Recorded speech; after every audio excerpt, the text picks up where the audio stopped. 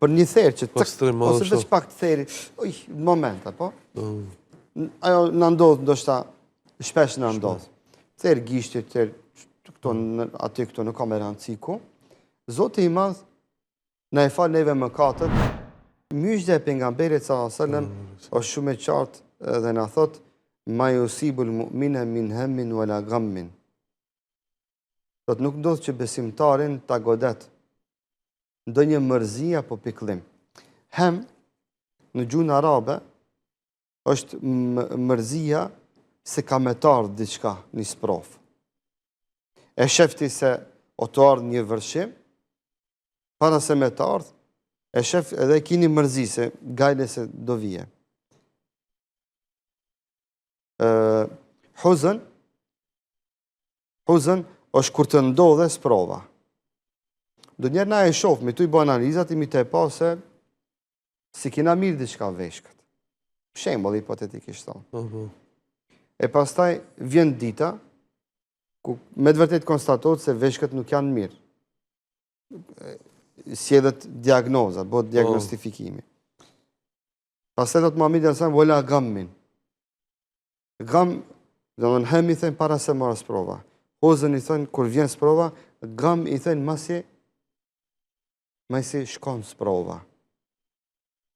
Do të ndodhi sprova, diagnostifikimi, e morë terapin, u mjekove, u shërove me izën të Zotit, ma do të kjo është mas tash, subhanallahu çka pata.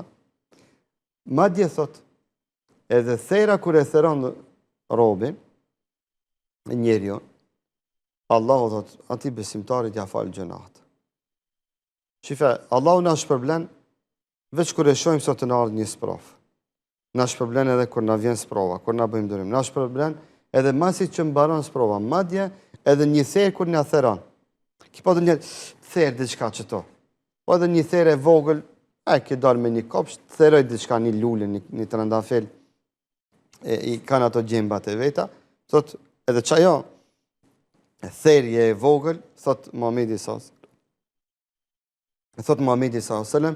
edhe për atë therim të vogël që të ndodhë, Zoti na e falë neve mëkatet. E para më në smunje trauna.